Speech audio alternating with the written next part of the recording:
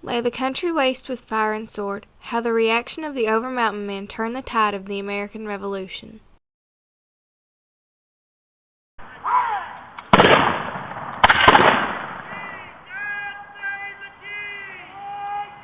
Ferguson's been shot!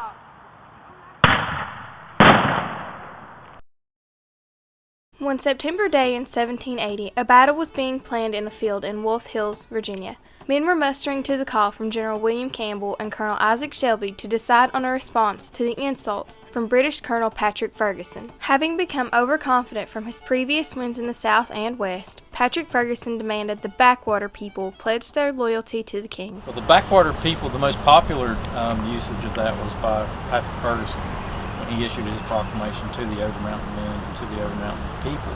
The earliest usage of the Overmountain term was all the way back in 1674 when the governor of Virginia sent two Englishmen to the over-hill towns of the Cherokee in what's now Knoxville, Tennessee, and Chota. And then over time that became the Overmountain region, or the Overmountain region. And Governor Spotswood of Virginia in the early 1700s began using the term Overmountain people for the settlers who were coming through the Shenandoah Valley. What these farmers turned patriots didn't know was that the battle they were planning would later become the battle that changed the direction of the Revolutionary War. They defied King George III's proclamation of 1763, establishing a string of frontier forts like Black's Fort in Abingdon and the Clinch River forts over the proclamation line. The Overmountain Men were filled with a spirit of independence even before the first shots of the Revolution were fired.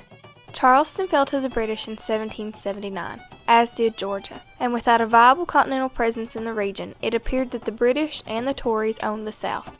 Perhaps General Cornwallis took for granted that the South was his, and he returned to Virginia, leaving the region under the protection of Major Patrick Ferguson and 1,000 Tory militia.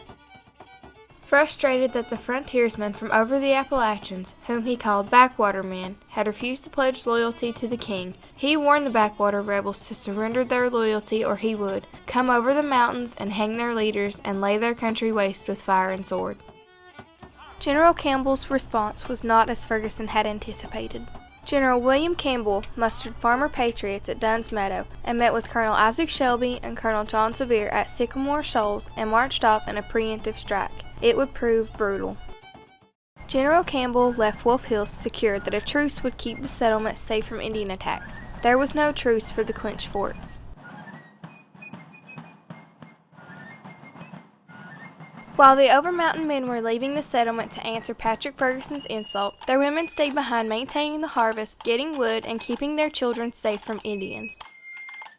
The men continued to travel 330 miles in 13 days to Kings Mountain, South Carolina. At nearly a week into the march, James Crawford and Samuel Chambers, two Carolinians under John Sevier's command, deserted and warned Patrick Ferguson of the Whig militia on September 30th, 1780. Campbell and Shelby suspected this and planned a second rout. Giving Patrick Ferguson a week to choose a site he found easily defendable, he chose Kings Mountain. Ferguson described his mountaintop fortress, saying he was the king of that mountain and that God Almighty and all the rebels of hell could not drive him from it. At 3 o'clock on October 7, 1780, the Overmountain Men surprised Colonel Ferguson and his men with an attack. Patrick Ferguson ordered Abraham de Peyster to check the sentries and reported, "All's quiet on the mountain," before the Overmountain Men began their attack. He then advised his superior, "These things are ominous. These are the damned yelling boys."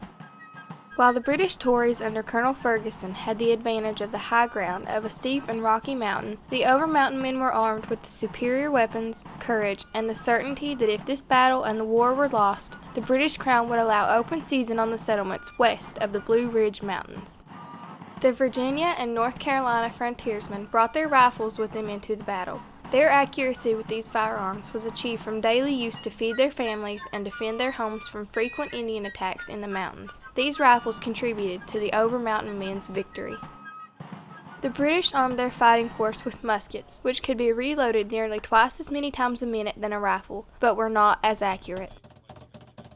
The Overmountain Men also had the advantage of surprise, and the psychological advantage gained by demonic yells when they began their attack on the Loyalists.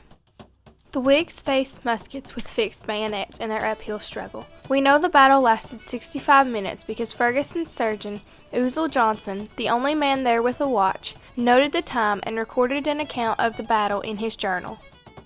Despite the element of surprise, this was no easy victory. The fighting was savage by anyone's account, with the advantage shifting from moment to moment. Colonel Ferguson did not face an army of regulars, nor did he lead an army of trained soldiers. The fighting forces, Tory and Whig, were Americans, all except for Tory leader Patrick Ferguson. During the battle, both sides wore hunting shirts and tricorn hats. The only difference between the two militias' clothing were that the Overmountain men had a slip of paper in their hats, while the Tories had a pine sprig. While there were not many African Americans at Kings Mountain on either side, it is said that it was an African American who fired one of the shots that killed Patrick Ferguson. His words rang true. During the battle, 7 bullets successfully hit Patrick Ferguson, killing him almost immediately. He was killed and buried on Kings Mountain. In that hour and 5 minutes, the Overmountain men were victorious in killing or capturing every single man in the Tory fighting force. On the Whig side, 28 were killed and none were taken prisoner, and the rest marched home the next day. The Overmountain men buried their dead, marched their prisoners to North Carolina to face trial, and went home. The British loss discouraged further Loyalist action in the South. Though not recognized as a military battle, the United States Army teaches the tactics that the Overmountain men used at the Battle of Kings Mountain today. Can you talk about the tactics that the Overmountain men used that the Army is teaching today? Sure. The ironic thing about the Battle of Kings Mountain is that it's not recognized as an official Army battle by the Continental Army because it was made up of militia only. But the other irony is that they actually teach the tactics at the battle to the Army War College. Those tactics are really ancient. It's basic tactics. If your enemy has the higher ground, which Ferguson did, and Ferguson should have been able to protect himself more with higher ground, but he let down his guard. His sentinels weren't as on top of things as they should have been, and the force that was opposing him, the Overmountain men, were much better shots. Their long rifles had better ranges.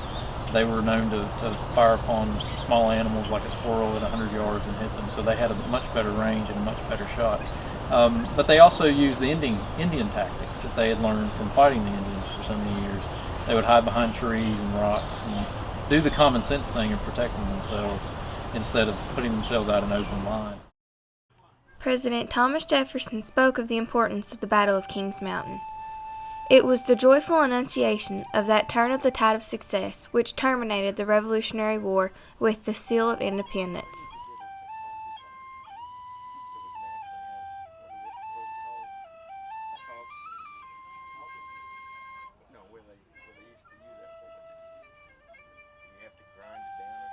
The role the Overmountain men played in winning the Revolutionary War should not be understated. This 65 minutes of hard-fought combat turned the tide for the American Revolution.